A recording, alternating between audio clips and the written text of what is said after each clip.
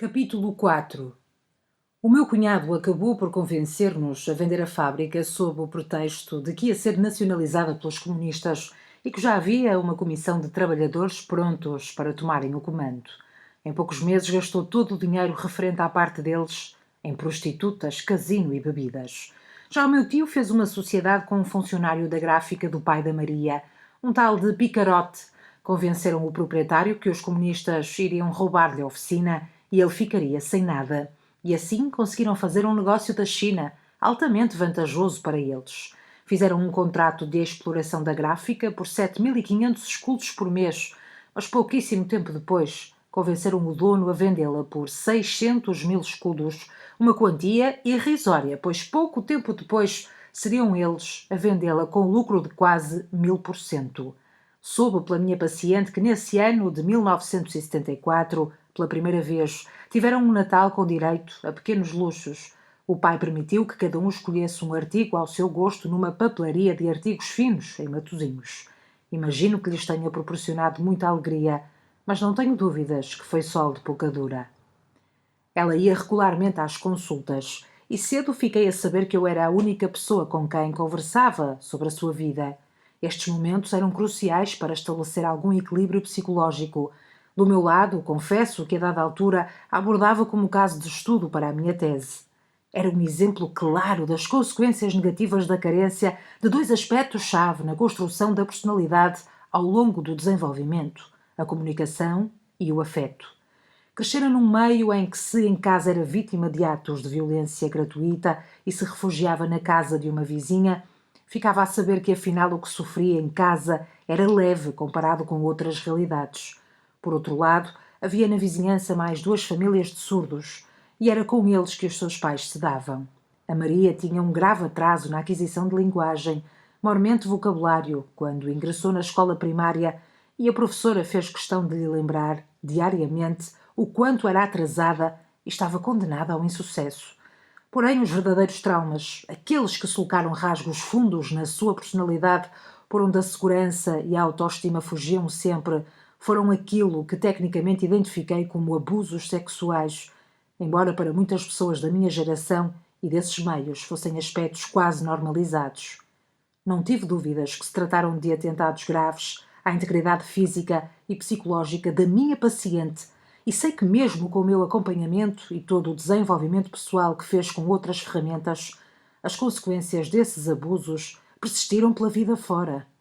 Com tenra idade, era enviada a fazer recados na vizinhança pela mãe, que tanto tinha vergonha de ser surda e receio de se não fazer entender, como evitava aparecer a alguns comerciantes para que eles não lhe cobrassem o dinheiro que lhes devia.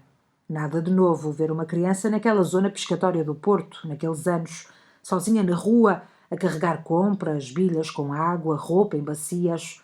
Relato aqui apenas 2 dos muitos episódios que ela me contou e que ilustram os problemas comunicacionais e a violência a que fora sujeita na infância. A mamã, como ela lhe chamava, fora educada no Instituto Araújo do Porto, uma instituição onde as meninas surdas eram instruídas em regime de internato. O pai dela crescera num local semelhante, a Casa Pia, em Lisboa. Nesses tempos, as crianças institucionalizadas eram proibidas de se exprimirem por gestos, pois acreditava-se que com método e insistência conseguiriam aprender e emitir sons e palavras. Desse modo, nesse dia, a mamã mandara Maria à mercearia e pronunciou a palavra ervas para a menina comprar. O senhor Lamego era o dono de uma das 3 mercearias do Largo do Ouro, e era lá que a família tinha conta, que por vezes se atrasava a regularizar. A Maria não sabia exatamente o que eram ervas, mas foi isso que pediu ao entrar na loja. O dono riu-se, fazendo com que ela se sentisse vexada, e disse-lhe que ervas eram para as vacas. Voltou cabisbaixa para casa e levou logo uma estalada da mãe, ao relatar por gestos o motivo para voltar de mãos vazias. Além da lambada, a mãe ainda lhe disse que ela era muito burra. Saindo de casa furiosa, foi ela à mercearia e quando chegou a casa trazia um molho de grelos com os quais bateu uma vez mais na filha. Foi à custa desses maus tratos que a Maria aprendeu que o espargado era feito com grelos, e era a isso que a mãe se referia quando dizia ervas. Noutra ocasião, a mãe estava a fazer puré e, faltando leite, mandou a filha mais nova à mercearia. Ela assim fez. Pediu leite e indicou que colocasse o valor na conta habitual que era suposto pagar ao fim do mês. Porém, o Sr. Lamengo respondeu que só tinha leite condensado, com aqueles olhinhos vivaços e astutos, e os seus gestos agressivos. A miúda ripostou. Mas é leite ou não é leite? Para que o queres? Para o puré. Fazendo chacota dela e puxando a brasa à sua sardinha, o merceeiro aconselhou. Leva, rapariga. Quando ela me contou isto, tive dificuldades em acreditar que o homem fosse tão maldoso. Prefiro acreditar que foi um problema de comunicação. Chegou a casa e, com a fala nas mãos, explicou à mãe que não havia leite, mas havia leite em lata, era igual. Animada, a mãe fez o puré com leite condensado. Escusado será dizer que o puré que toda a família apreciava muito foi todo para o lixo. Nervosa e tão desiludida como os outros por ficar sem jantar, a Maria riu-se do puré nojentamente doce e essa risada levou a que pensassem que estaria a gozar com os pais. Perdendo as estribeiras, o pai pregou-lhe 2 valentes bufetadas, argumentando que estava a gozar com a cara dele. Todavia, não foi a maldade do Sr. Lamego, nem a agressividade e incompreensão da família quem mais mal fez à Maria. Havia outro comerciante, conhecido por Anão, por o ser, onde a rapariga tinha de ir frequentemente comprar café. O local era insalubre, uma adega escura e cheia de umidade, onde os ratos faziam um ninho e que cheirava a vômito e urina, cortesia dos bêbados que a frequentavam.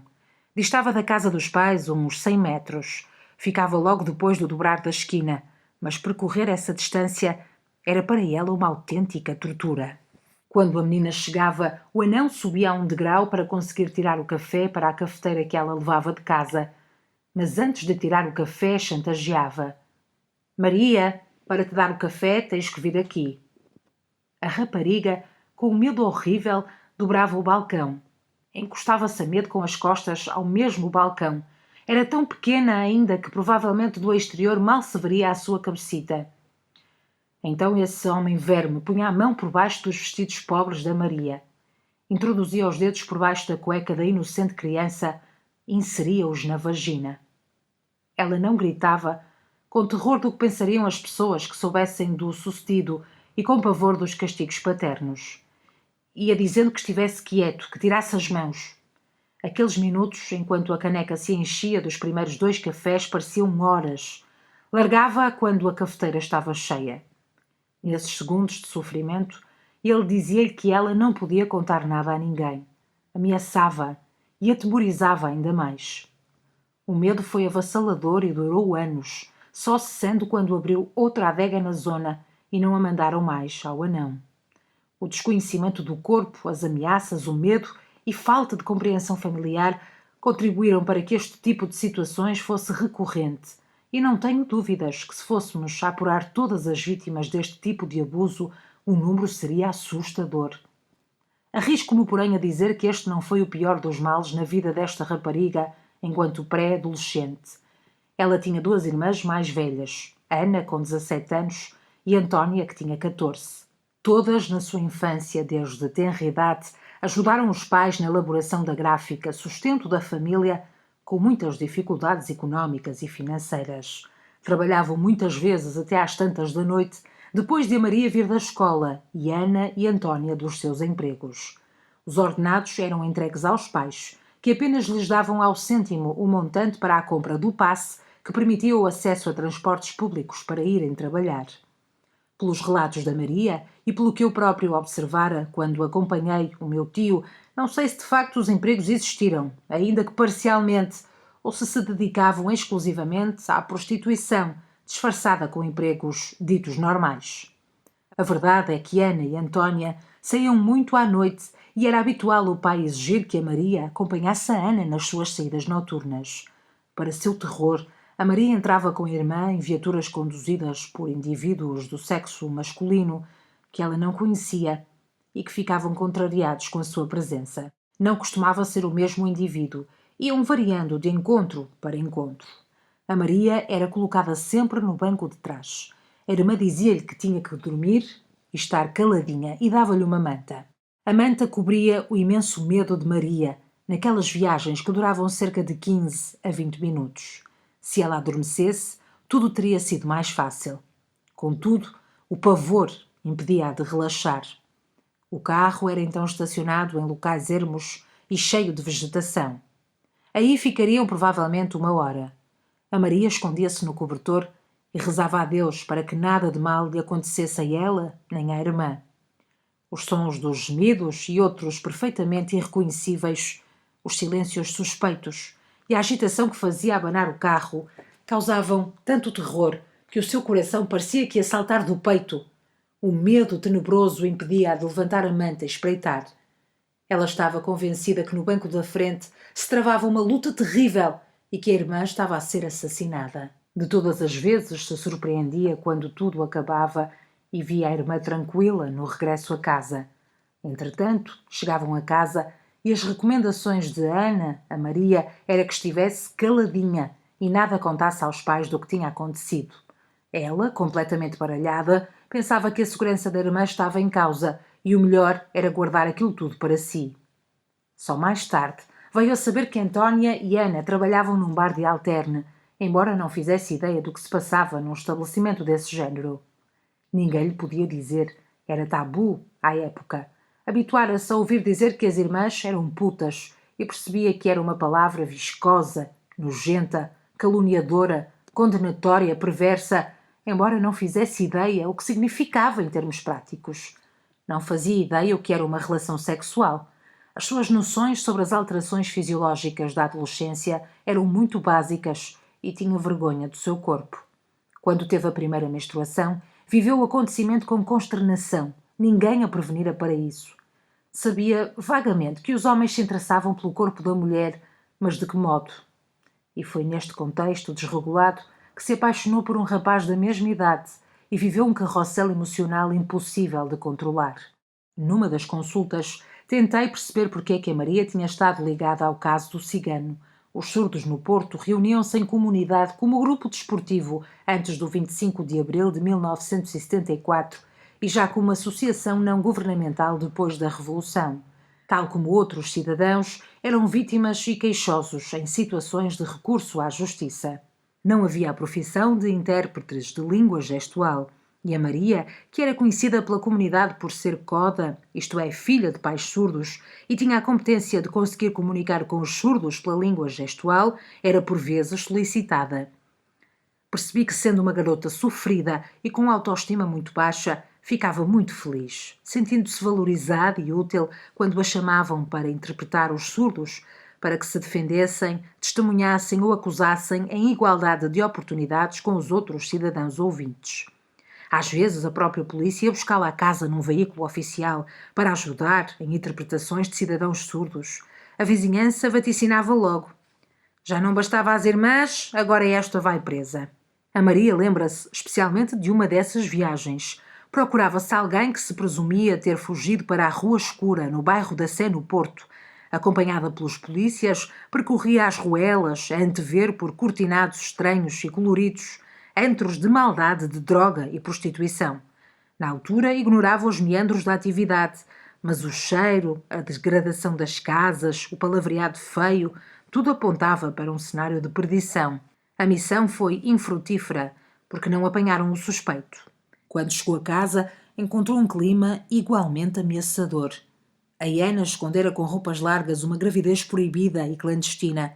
Estava já grávida de 7 meses. Os pais tinham acabado de saber e estavam fora de si, nem sequer desconfiando da vida que as filhas levavam.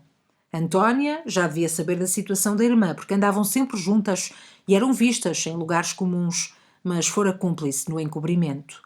Um tio delas, que frequentava a casa de alterne, fez queixa à polícia judiciária em virtude de Ana ser menor, estar grávida e não saber a identidade do pai da criança. Como consequência, as duas foram detidas na tutoria, um centro de reclusão, na Boa Vista, para menores do sexo feminino que tivessem cometido crimes ou delitos. A rotina da Maria e da sua mãe, o pai raramente a acompanhava, passou a integrar uma visita semanal à tutoria. Todos os domingos, acontecesse o que acontecesse, elas se dirigiam para a instituição para visitar as irmãs. Apesar de todas as dificuldades económicas com que viviam, a mãe arranjava sempre um mimo para lhes levar, fossem bolos, fruta ou outras iguarias. Quando chegavam, pressionavam uma fria e grave campainha que despolutava a abertura pesada e sombria de um portão que era ladeado por muros de pedra robustos e altos. Tudo era revistado ao pormenor, desde os sacos com comida até às roupas e malas das visitantes, passando pelo próprio corpo. A Maria sentia-se invariavelmente uma criminosa. Depois sentavam-se no jardim em bancos de pedra com farnel. Viam alguns minutos volvidos aproximarem-se com as suas batas institucionais, a Ana e a Antónia. Seguia-se um momento de alguma confusão, com beijos, palavras atropeladas, emoções contraditórias. Eram minutos dolorosos. Depois detinham-se a comentar o farnel, o assunto nunca faltava e aquelas 2 horas voavam. Descontraíam, riam-se, faziam coisas de irmãs e de filhas, até que à hora do sino badalar, a anunciar o fim da visita, tinham de se precipitar para a saída. As semanas foram-se sucedendo e a gravidez estava no fim. O nascimento do rebento não se sabia se rapaz ou rapariga estava prestes a acontecer. Entretanto, uma tia da Maria, de um extrato social mais alto e com alguns contactos, resolveu, a pedido de outros familiares, tentar salvar a Maria dos perigos da pobreza e da exclusão social, para que não seguisse o caminho das irmãs. Acreditando que estava a fazer o melhor por ela, conseguiu interná-la num colégio em Irmesinde. O chão conhecido, o porto seguro foi-lhe retirado e ela sentiu-se extremamente infeliz num sítio onde não conhecia ninguém. Gostava da Madre Maria do Pilar, de formas muito bonitas e doces, e diretora do colégio. O problema é que não conseguia fazer amizades. Nas camaratas coletivas, as colegas contavam histórias do Arco da Velha e gabavam-se dos sarilhos que tinham arranjado, competido entre si para verem qual delas era a pior. A Maria, que desde pequena se esforçava por ser uma heroína, não se revia naquelas atitudes. E quanto mais se tentava distanciar, mais era alvo de chacota e perseguição. Sofreu em silêncio durante 3 meses e um dia decidiu que não aguentava mais e fugiu. Acabou por ser encontrada rapidamente e expulsa do colégio, o que lhe proporcionou grande alívio e alegria. As visitas com a mãe às irmãs passaram a ter outro gosto quando nasceu o sobrinho, aquele bebé pequeno, completamente inocente, alheio às complicações do mundo, enchia-lhes o olhar e o coração. Ele era ainda muito pequeno quando a Ana, a mãe, completou 18 anos de idade e lhe foi atribuída a emancipação. Foi deixada em liberdade, ao contrário de Antónia, que teve de permanecer retida. Em liberdade, a Ana rapidamente caiu nos esquemas anteriores e certa noite deixou o filho ao cuidado da mãe e fugiu para outra cidade. A Maria ajudou a tomar conta do bebê, tal como já fazia com a irmã mais nova, então com 4 anos. Na polícia judiciária decorreu um processo megalómano para apurar, de entre os potenciais exploradores de jovens menores, quem seria o pai da criança. Curiosamente, dos inúmeros potenciais réus, algumas figuras reconhecidas quer no seio da polícia judiciária, altas patentes, quer pessoas com cargos preponderantes no mundo do futebol, quer empresários de alto gabarito. Eu conhecia muitos deles pessoalmente. Um dos suspeitos era o meu tio. Acompanhara o caso na imprensa e ouvira muita coisa da boca do meu tio. Não me admirei quando soube que o processo acabou arquivado, pois os réus utilizaram uma estratégia combinada de atirar areia para os olhos dos magistrados. O menino permaneceu filho de pai incógnito. A mãe persistiu na prostituição, provavelmente atendendo muitos dos antigos clientes entre uma e outra sessão no tribunal. E a família cada vez mais pobre e difamada. A Maria tinha a sensação de ter descido ao inferno, sozinha num mundo demasiado hostil, culpabilizava-se por suscitar comentários e assédios sexuais, muitas vezes levados a cabo por vaticinarem para ela um destino semelhante ao das irmãs. A palavra coitadinha, que tanto ouvira na infância, era agora repetida por motivos diferentes, embora estivesse patente na pena dos vizinhos a mesma condenação a um destino desgraçado. Todavia, ela tinha vontade de vencer e escapar por entre os pingos da chuva. Sabia o que não queria para a sua vida. Só lhe faltava descobrir o que queria. Ajudava a mãe a cuidar do bebê e da irmã mais nova com 4 anos. Aos domingos continuava a visitar Antónia. E dela, quem cuidava? Algum tempo decorrido, a irmã teve direito a ir passar um fim de semana à casa com liberdade precária, graças ao seu bom comportamento. No final do domingo, de volta à tutoria, Antónia pediu a Maria para ir com ela de elétrico. Já dentro do meio do transporte, Antónia informou a irmã que iria sair na próxima paragem e fugir da instituição. Impotente, entrou em pranto e entrou em casa a chorar, informando os pais que a irmã tinha fugido. Fora de si, o pai culpou-a do sucedido e, em vez de a consolar, deu-lhe uma carga de porrada. Tudo isto aconteceu antes de ter vindo parar ao hospital, na sequência da tentativa de suicídio.